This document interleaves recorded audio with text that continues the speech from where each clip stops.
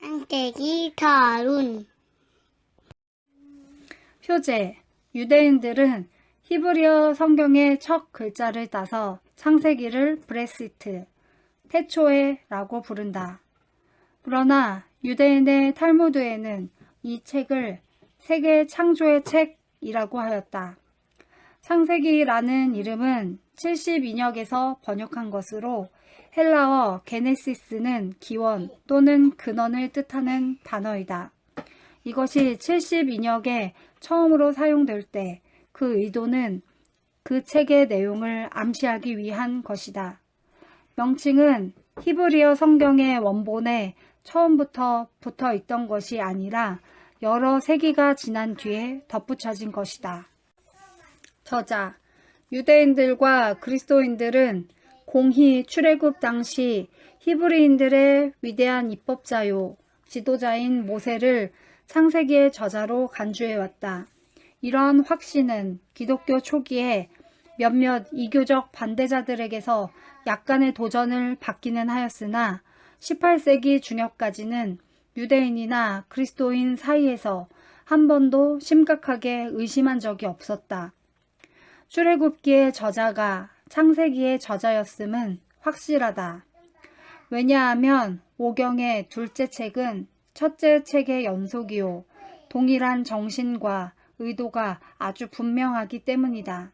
그런데 출애굽기의 저자는 그리스도께서 친히 그 책을 모세의 책, 마가복음 12장 26절이라고 일컬으셨을 때에 분명하게 확증되었으므로 그의 선행하는 책인 창세기 또한 모세의 기록인 것은 명백하다. 애굽인의 단어와 표현들의 사용, 그리고 요셉의 역사에 나타난 애굽인의 생활과 관습을 세세히 알고 있다는 것은 모세가 받은 교육 및 경험과 조화를 이룬다.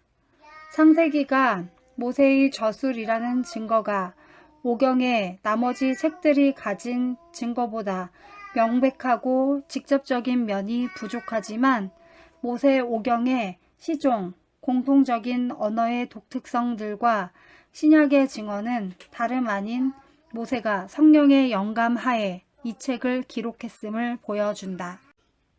역사적 배경. 창세기는 BC 1500년경 히브리인들이 아직도 애굽의 속박하에 있을 때 기록되었다. 이 책에는 실로 많은 세기들을 관통하는 세계 역사의 소묘가 포함되어 있다. 창세기의 초반은 우리가 역사에 관하여 상례적으로 생각하는 그러한 역사적인 배경 속에 넣을 수가 없다. 우리는 모세가 기록한 것 이외에는 홍수 이전의 세계 역사에 대해 아는 것이 없다. 우리는 화석들의 묵묵하고도 때때로 모호한 증언을 제외하고는 아무런 고고학적인 기록들도 발견하지 못하고 있다. 그러나 홍수 이후에는 경우가 다르다. 고고학자들의 발굴은 창세기의 후반이 차지하는 기간 동안에 사람들과 그들의 관습과 정부의 형태 등에 관한 많은 기록들을 밝혀냈다. 예컨대 아브라함의 시대는 이제 상당히 잘 알 수 있게 되었으며 이스라엘의 속박 기간 동안의 애굽의 역사는 비교적 정확하게 재구성할 수 있게 되었다. 이 시대 동안, 즉 아브라함으로부터 출애굽까지의 시대에는 고등한 문명이 만개해 있었으며 특히 메소포타미아 계곡과 나일강 제방 연변에는 더욱 그러했다. 북방에서는 헷 족속이 세력을 얻고 있었으며 팔레스타인에는 군소 왕들의 지도하에 호전적인 민족들이 거주하고 있었다. 전반적인 관습은 이 모든 민족들의 참담한 이교주의를 반영하고 있었다. 창세기의 부조들과 하부 및 상부 메소포타미아의 셈 족속들 사이에는 강한 인종적인 유대가 잠재해 있었다. 시딤 골짜기에서 왕들의 싸움 14장, 평지에 있는 도성들의 멸망 18, 19장, 그리고 전대미문의 대기근을 겪는 동안 애굽의 백성들을 보존한 일 41장과 같은 초기의 큼직한 사건들 가운데서 부조들이 감당한 역할들이 소상하게 묘사되어 있다. 창세기의 인물들은 목자와 전사로, 도회지 거주자와 광야의 유목민으로, 정치가와 망명객 등으로 나타난다. 그들의 경험을 기록한 이야기들은 그 책을 읽는 독자들로 하여금 아득한 고대의 열강들과 특히 히브리인들이 이따금씩 접촉하던 군소 백성들의 형편이 어떠했는지를 느끼게 한다. 애국과 메소포다미아에서 일어났던 위대한 문명들에 관해서는 창세기에 기록되지 않았다.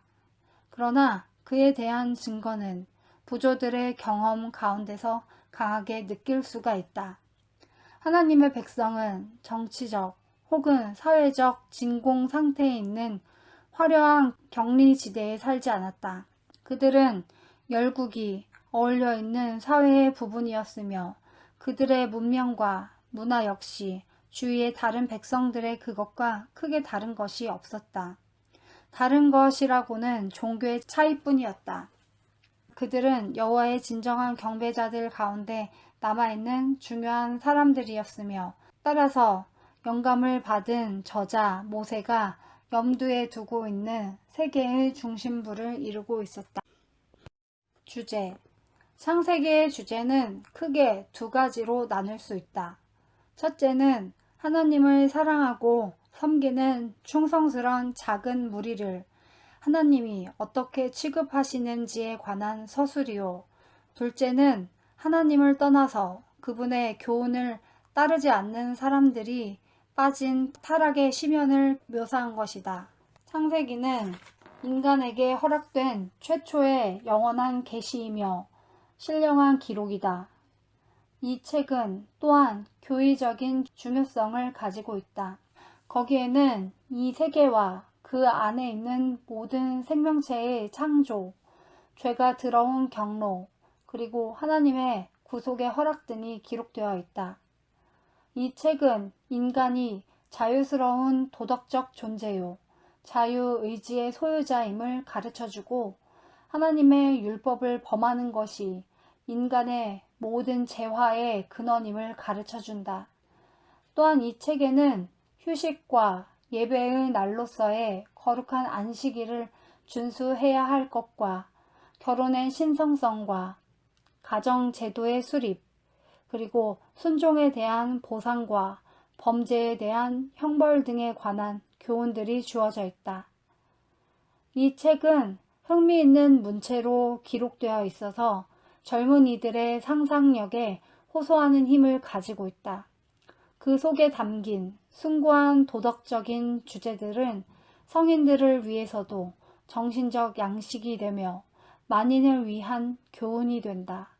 그리스도인이면 어느 누구도 그것의 연구를 게을리 할 수 없고 하나님의 자녀이면 누구나 그 속에서 광채를 발하는 모범적인 인물들을 본받아야 하는 책, 그 책이 바로 창세기이다.